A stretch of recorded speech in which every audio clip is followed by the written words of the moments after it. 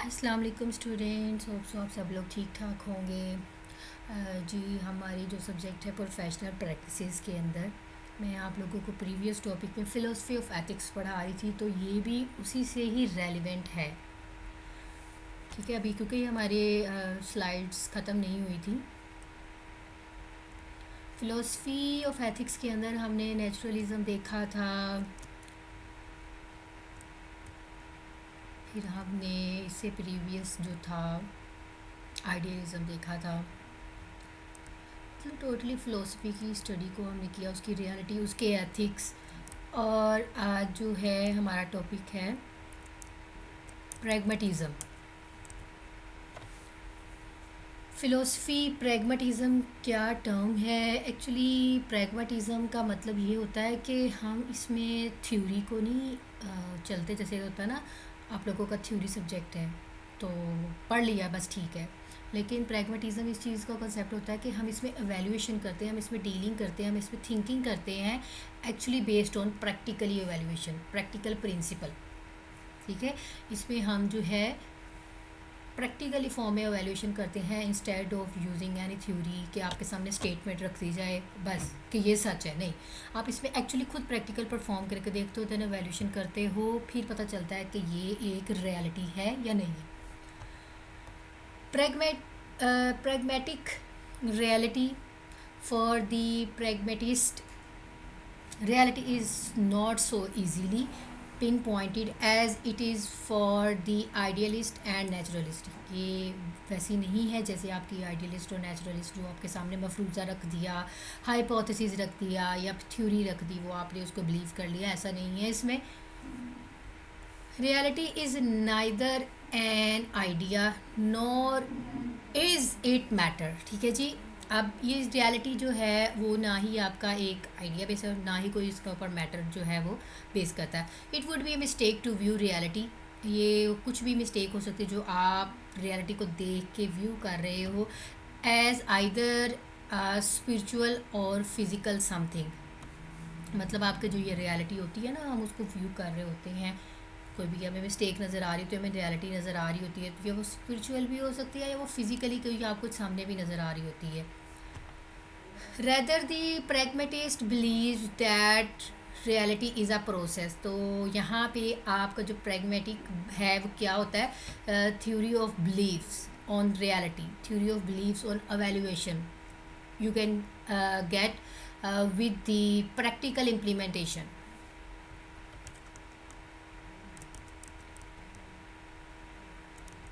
It is a dynamic coming to be rather, dynamically कोई भी access हो सकती है, ये नहीं है कि भाई आपकी वैल्यूशन वही आनी चाहिए, स्टैटिक फिक्स हो जाए, ऐसा कुछ भी नहीं है इसमें।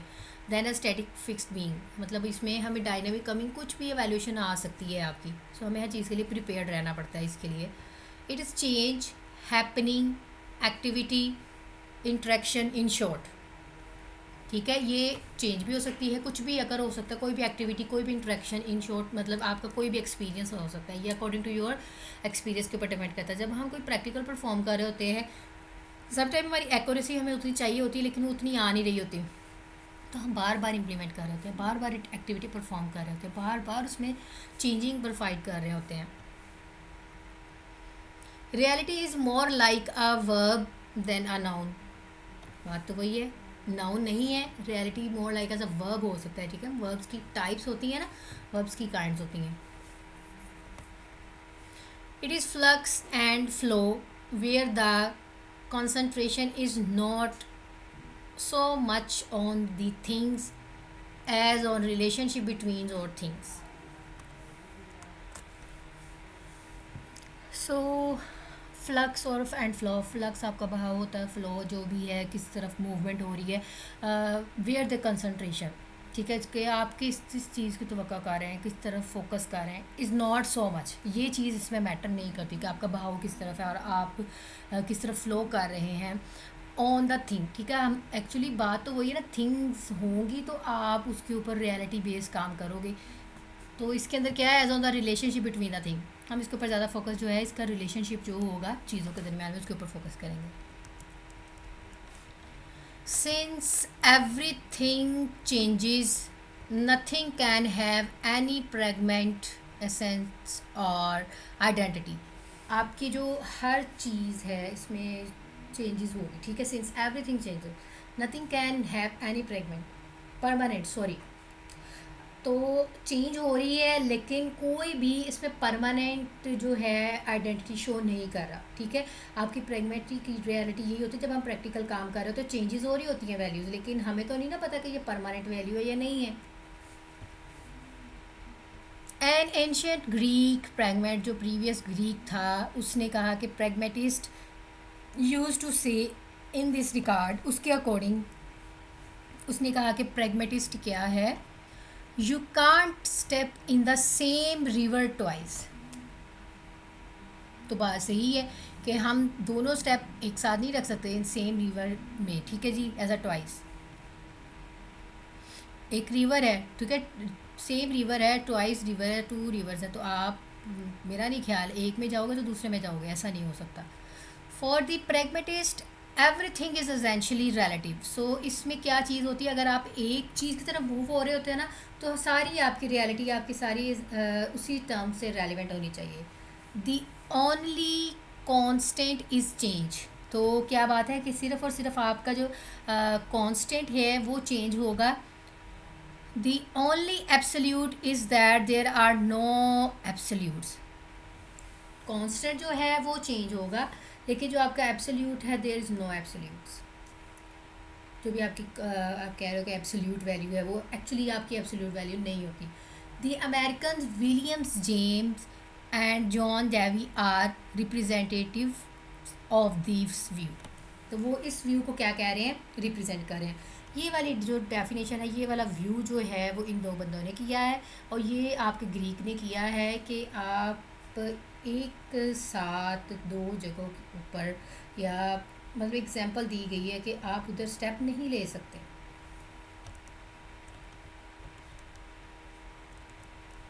होप सो स्टूडेंट्स आप लोगों को समझ आ रही होगी। ये सब्जेक्ट ऐसा ही है, टर्म स्टफ है, लेकिन उनका मतलब वही है कि आप लोगों को ये थ्योरीज पता होनी चाहिए, क्योंकि इंसान की philosophy, mentality, ethics, rules, intellectual properties, plagiarism, ये सारी चीज़ें हमने इसमें देखनी है सब्जेक्ट्स के अंदर। गुड्स क्या होते हैं, वेल्स क्या होते हैं, राइट्स क्या होते हैं, तो ये हमें सारी चीज़ें एट द एंड पता होनी चाहिए, बिकॉज जब आपने अपनी प्रोफेशनल लाइफ में जाना तो आप लोगों को ये सारी टर्म्स एक्चुअली ये कोई रियल टाइम पे इम्प्लीमेंट नहीं हो रही होती, लेकिन आप इसको फॉलो ज़रूर करते हैं। Pragmatic ethics, the pragmatist believes that value claims. So अब प्रेगमेटिक जो है रियलिटी, आपको पता है प्रैक्टिकली सारी इम्प्लीमेंटेशन एवेलुएट करते हैं, या आपकी बिलीव्स ऑफ स्टडी है कि हम इसमें बिलीव करते हैं, लेकिन on the base of practical evaluation. तो अब उसके एथिक्स क्या हैं, द प्रेगमेटिस्ट बिलीव्स, इसमें वो यकीन रखते हैं the value claims must be tested and proven in practice, ठीक है। तो ये भी आपके जो एथिक्स हैं, बात तो वही है ना, है तो प्रेगमेटिक है ना, वो इसके ऊपर बिलीव करता है कि आपके जो रिज़ल्ट हैं वो प्रूव होने चाहिए और फुल टेस्टेड होने चाहिए। Things are valued neutral in themselves. आपकी जो चीज़ें हैं ना बेटा, आपकी थ्रू आउट वो आपकी न्यूट्रल ही रहेगी, वो उसमें नहीं चेंजेस आएंगी, रिजल्ट्स में चेंजेस आ सकती हैं। There is nothing that is always good. So हम ये भी नहीं कह सकते कि ये टोटली गुड है, nor is there anything that is always bad, ये भी नहीं कह सकते कि वो हमेशा गलत है। Moral judgments should not be based on the action। जो भी है ना इसमें मॉरल हम निकालते हैं, वो सिर्फ हमारी एक्शन की बेस पे नहीं होती, दैट इज़ डन, जो हमने कर लिया भाई, जजमेंट हो गई है, उसके ऊपर एक्शन परफॉर्म हो गया, नो, ये आपके रिजल्ट्स के ऊपर बेस करती है, ये रिजल्ट्स के एक्शन के ऊपर बेस करती है, but rather on the results of that action.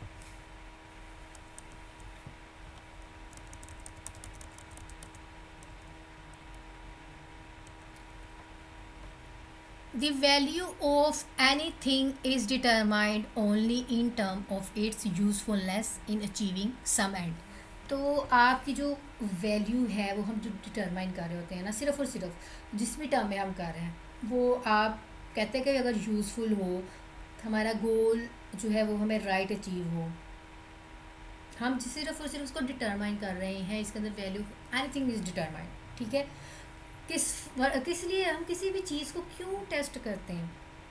हम अपना गोल अचीव करने के लिए करते हैं, हम उसके यूज़फुलनेस के लिए करते हैं, हमें फ़ायदा दे। In answer to the question, इसका आंसर क्या है? Is that good? क्या ये गुड है? क्या ये प्रैग्मेटिक एथिक्स गुड है? अगर रिप्लाई में आए यस, तो कैसे?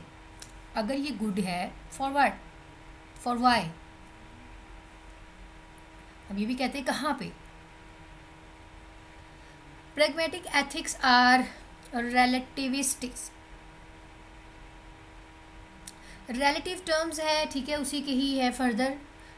क्योंकि जब हम इसको प्रोफेशनल प्रैक्टिसेस या फ़िलासफ़ी की बात करते हैं ना, तो इस तरह के ही वर्ड्स आते हैं ये, जैसे न्यूट्रलिज़म, आइडियलिज़म, दैट्स ऑल। हर के एंड पे ना जो TIC लगा दिया जाता है। तो इसी तरह ये भी है relativistic, that is relative to the end to be achieved. आपकी प्रैग्मेटिक एथिक्स इस चीज़ के ऊपर बिलोव करती है, इसके ऊपर डिपेंडेंट करती है, जो भी चीज़ आप अचीव करना चाहते हैं। हमारा हर प्रॉब्लम का सलूशन एक्चुअली क्या होता है कि हमें इसका सलूशन मिले, हमें अचीव्ड हो, हमें गोल अचीव हो जाए, हम विन कर जाए, हमारी मेहनत ज़ाया ना जाए। Thus the pragmatist believes that the end justifies the mean. So आप प्रैग्मेटिस्ट को तब बिलीव करते हो जो आपको एंड पे रिजल्ट मिलता है, based on your practical result, based on your practical evaluation. उस चीज़ के ऊपर बिलोव मतलब हम करते हैं, बिलोंग करते हैं, बिलीव्स करते हैं। इस तरह मैं थ्योरी पढ़ी जा रही हूँ, ठीक है, मैं क्यों इसके ऊपर बिलीव करूँ जब तक मुझे इसकी समझ नहीं आएगी, ठीक है। तो हम प्रैक्टिकली इम्प्लीमेंट करते हैं, जब आप इसको प्रैक्टिकल लाइफ में इम्प्लीमेंट करेंगे फिर आपको समझ आ जाएगा ये क्या चीज़ है।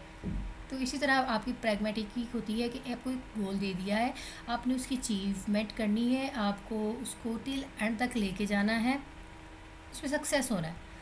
That is if something is useful for achieving some end और गोल, देन इट बिकम्स, अगर वो आपके लिए यूज़फुल होगा तो देन आप एंड पे अपनी अचीव भी कर लेंगे गोल को, देन ये आपके लिए अच्छा है, अदरवाइज़ ये अच्छा नहीं है।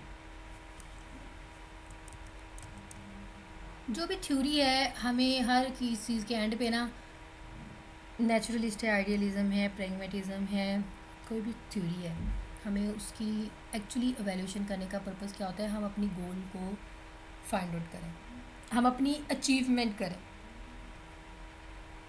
हर एक प्रॉब्लम का सोल्यूशन होता है, जब हमें सोल्यूशन मिल जाएगा ना, फिर हम कहते हैं on the base of hypothesis कि this is the best solution. Evil for the pragmatist, अब इसके लिए क्या क्या जो चीज़ें हैं वो क्रिमिनल फॉर्म के अंदर हम कहते हैं कि ये बुरी हैं। Is that which is counterproductive, it is usually a breaking of civil और क्रिमिनल लॉ। अब ये कैसे ब्रेक डाउन करती है इस चीज़ को? जी देखिए, भी ऑलरेडी आप लोगों को बता दी, क्योंकि ये पॉइंटलेस है, ठीक है। हम जो भी रिज़ल्ट अचीव करते हैं एंड पे करते हैं। काउंटर प्रोडक्टिव का मतलब ये होता है मुतदाद, ऑपोजिट, ठीक है। तो इस सेंस में इसको कहा गया कि हमें जो भी अचीव होता है वो एंड पे होता है। इस सेंस में इसको कहा गया कि इसके दरमियान में हम बहुत सारे जो लॉ हैं, क्रिमिनल्स एक्टिविटी है, वो हम वेस्ट करते हैं, मतलब अपना एक्चुअली सोशल डिस्टेंस क्रिएट करते हैं।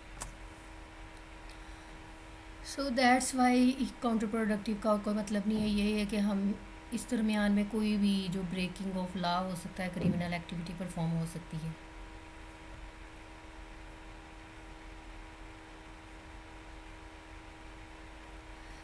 And then the pragmatist looks for guidance from the group.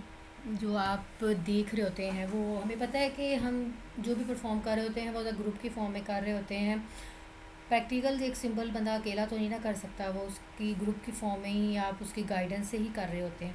will based moral judgments on what is best for the greatest number of people. यहाँ पे इस सेंस में भी एवल का कॉन्सेप्ट आ जाता है, क्रिमिनल लॉ का कॉन्सेप्ट आ जाता है कि लार्ज नंबर ऑफ ग्रुप्स होते हैं, ठीक है, उसमें से जो हमें बेस्ट जजमेंट लगती है हम उसको प्रेफर कर देते हैं। तो समटाइम ऐसा होता है कि दूसरे बंदे का दिल टूट जाता है, तो वो उस सेंस में उसका दुश्मन ही बनेगा ना, कि मेरा आइडिया भी अच्छा था, मेरा क्यों नहीं चूज़ हुआ।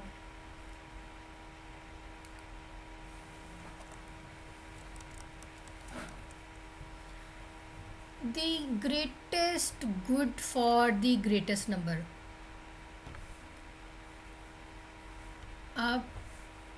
अब यहाँ पे टर्म है कि हमें आइडिया अच्छा चाहिए, तो आपके पास नंबर ऑफ़ वैराइटीज़ भी, नंबर ऑफ़ वैल्यूएशंस भी, नंबर ऑफ़ प्रैक्टिकल टर्म्स भी ज़्यादा होंगी, तो आप जज कर सकोगे कि बेस्ट क्या है आपके लिए, एवैल्यूएशन एंड भी क्या बेस्ट है, क्या अचीवमेंट किया है आपने जो सबसे अच्छा है। Hopes to achieve a mathematically optimisation of good results over a minimum of bad results in looking at what should be done in the context of any given group। हमें इस चीज़ से फ़र्क नहीं पड़ता, हम क्या करते हैं, जो भी है हमें रिज़ल्ट अच्छे चाहिए, ठीक है। मैंने जो टाइम्स होते हैं ना,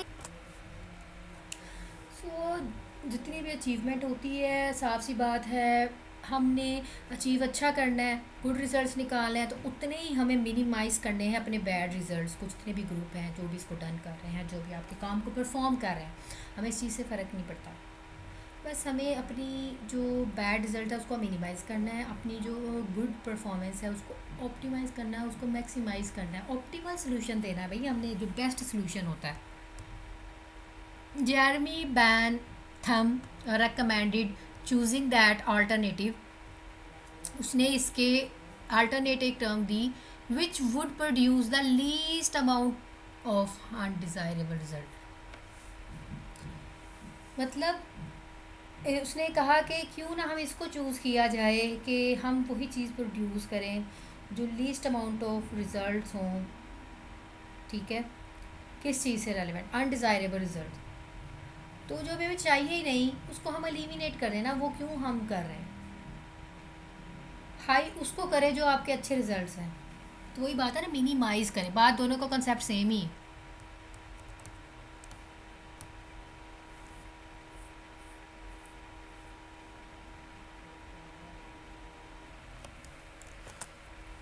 इसको हम नेक्स्ट लेक्चर में देखेंगे, एग्जिस्टेंशलिज्म को, क्योंकि फिर लेक्चर बहुत ज़्यादा लेंथी हो जाएगा।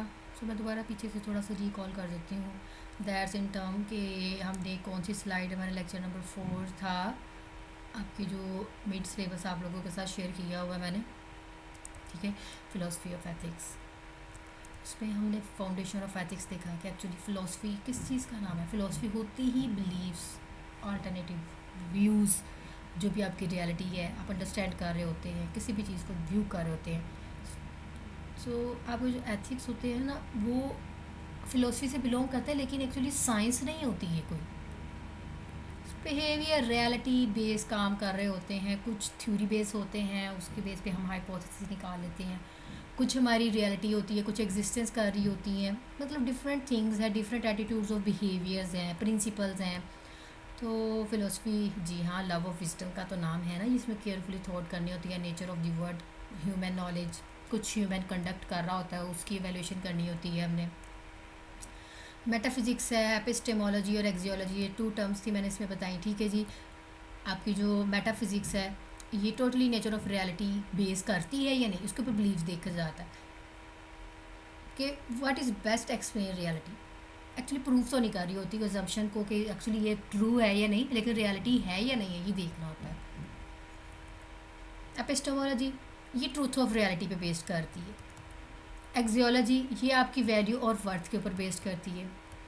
उसके बाद फर्दर इसकी आती गई कंपैटिबिलिटी के साथ इसको जोड़ा हमने, आइडियलिस्ट रियलिटी आई, ठीक है, idea base reality basically spirit rather than matter के ऊपर बेस करती है, ठीक है। आइडियल जो होता है ये आपका आइडिया होता है मोर देन थिंग, मतलब आपकी पहली वाली जो मेटाफिज़िक्स है उससे ज़्यादा इसमें आइडिया बेस होते हैं।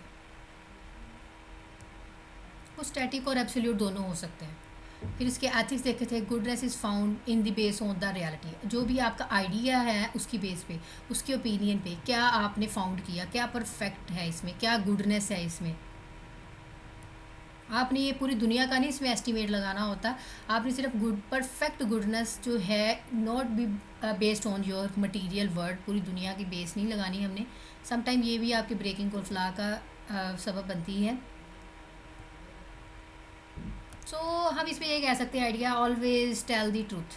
ठीक है, आइडिया है भाई, ये आइडियलिज़म है कि हमें बोलना चाहिए। नेचुरलिज्म देखा हमने, नेचुरलिज्म बेसिकली मैटर होता है, जैसे कि दोनों आपके physical universe rather than spirit. हम इस स्पिरिट पे बिलीव नहीं करते, नेचुरल है ना, नेचुरल टर्म्स के ऊपर बिलीव करते हैं, नेचुरल एग्जिस्टेंस के ऊपर बिलीव करते हैं। ये आइडिया के ऊपर बेस नहीं कर रही होती, ये नेचुरल चीज़ के ऊपर तो ज़्यादा प्योर होती है। आइडिया तो आप रख रहे हो ना, ये नेचुरली है।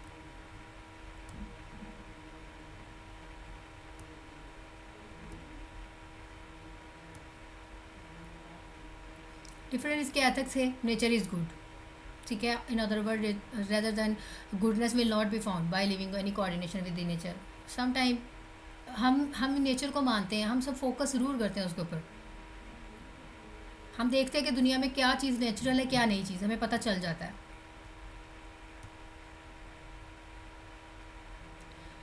बात तो वही है, हर किसी में ब्रेकिंग ऑफ लॉ है, लेकिन डिफरेंट वेज के साथ।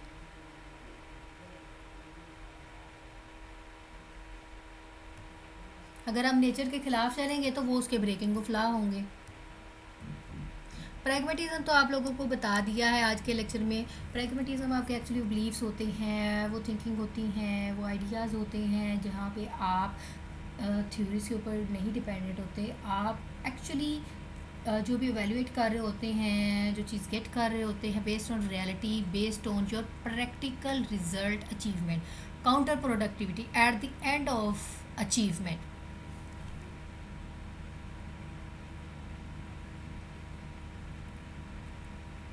सो इसकी भी रियलिटी थी, इसके भी एथिक्स देखे हमने।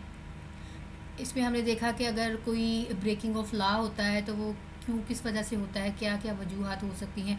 और इसमें हम जो भी काम कर रहे होते हैं, इतने सारे ग्रुप्स में डिफरेंट लोगों के आइडियाज़ वगैरह ले रहे होते हैं, तो हमने इतने सारे लोगों में से ना least amount of undesirable result करने हैं। मतलब कि अनडिज़ायरेबल जो चाहिए ही नहीं उसको क्यों रखना है, मिनिमाइज़ करें अपने बैड रिजल्ट को, ऑप्टिमाइज़ करें अपने गुड रिजल्ट्स को।